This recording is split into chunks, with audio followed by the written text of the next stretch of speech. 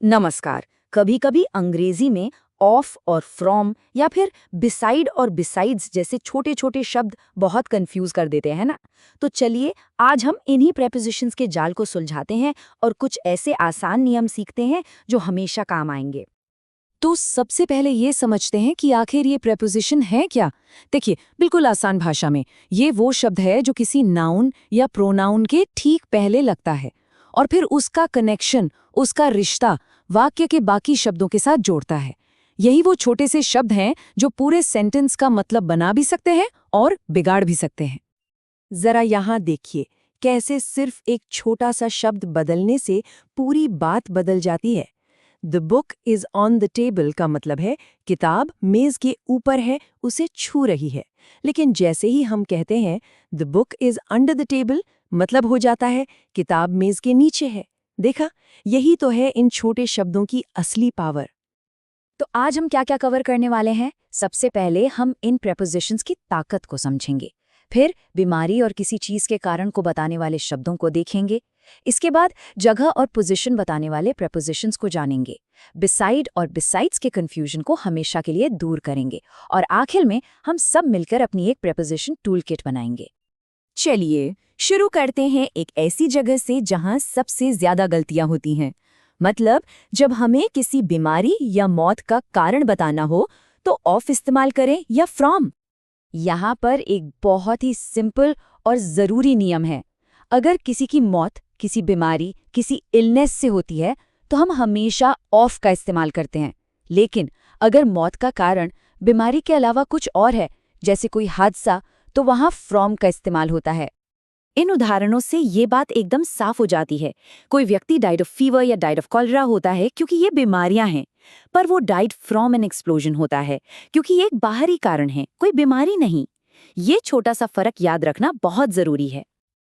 लेकिन रुकिए, बात यहीं खत्म नहीं होती। जब हम किसी बीमारी से मरने की नहीं बल्कि सिर्फ बीमार होने की बात कर रहे होते हैं तो नियम थोड़ा सा बदल जाता है।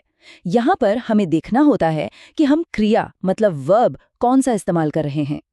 यहाँ पर ना शब्दों की एक फिक्स्ड पार्टनरशिप है, उस पर ध्यान दीजिए। जैसे सिक शब्द के साथ हमेशा विद आता है, Sita is sick with fever.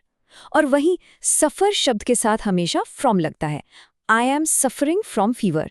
इन जोड़ियों को बस याद कर लेना है। चलिए अब अपने अगले सेक्शन पर चलते हैं और देखते हैं कि प्रेपोजिशंस हमें ये बताने में कैसे मदद करते हैं कि कोई चीज़ आखिर है कहाँ। यहाँ का नियम तो बहुत ही सीधा है, बस गिनती याद रखनी है। जब भी बात सिर्फ दो लोगों या दो चीज़ों की हो तो हमेशा बिटवीन का इस्तेमाल करें, और जैसे ही बात दो से ज़्यादा की हो जाए तो अमंग का इस्तेमाल करें। सिंपल। ये उदाहरण इस नियम को बिल्कुल क्रिस्टल क्लियर कर देते हैं। मिठाइयाँ दो लोगों राम और श्याम के बीच बांटी जा रही हैं तो हम कहेंगे distribute sweets between Ram and Shyam.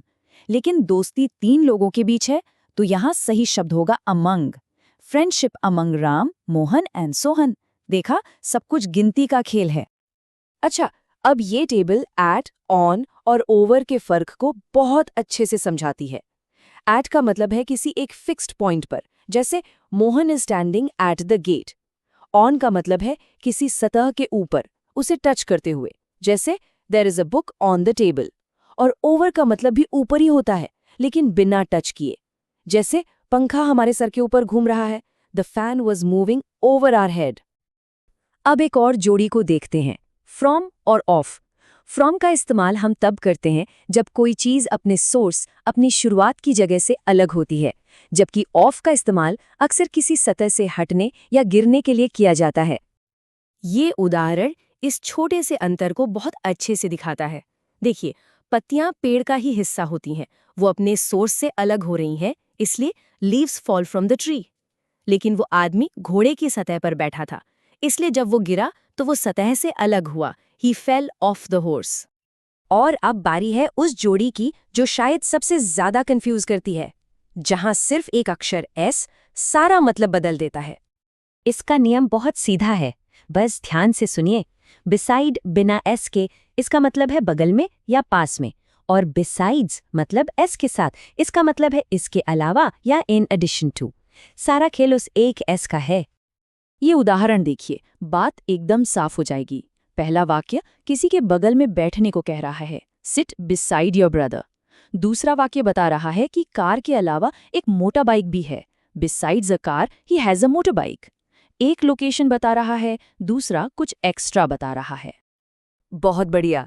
तो चलिए एक बार जल्दी से उन सभी जरूरी नियमों को दोहरा लेते हैं ताकि हमारी अपनी एक पर्सनल प्रेपोजिशन टूलकिट तैयार हो जाए। तो ये रहे हमारी टूलकिट के गोल्डन रूल्स। बीमारी से मौत तो ऑफ, किसी और कारण से तो फ्रॉम, दो के बीच में बिटवीन, दो से ज्यादा के बीच अमंग, किसी फिक्स्ड पॉइंट पर एट, किसी सतह पर ऑन, ऊपर बिना छुए ओवर, और हाँ, बिसाइड का मतलब बगल में और बिसाइड्स का मतलब इसके अलावा।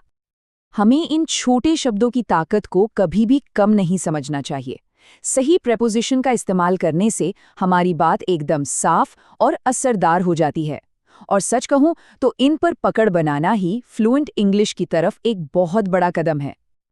तो जाते जाते एक सवाल, आज हमने जो भी प्रेपोजिशन सीखे उनमें से कौन सी जोड़ी को आप सबसे पहले अपनी बातचीत में इस्तेमाल करके देखना चाहेंगे? जरा सोचिए, इससे ये नियम और भी पक्के हो जाएंगे।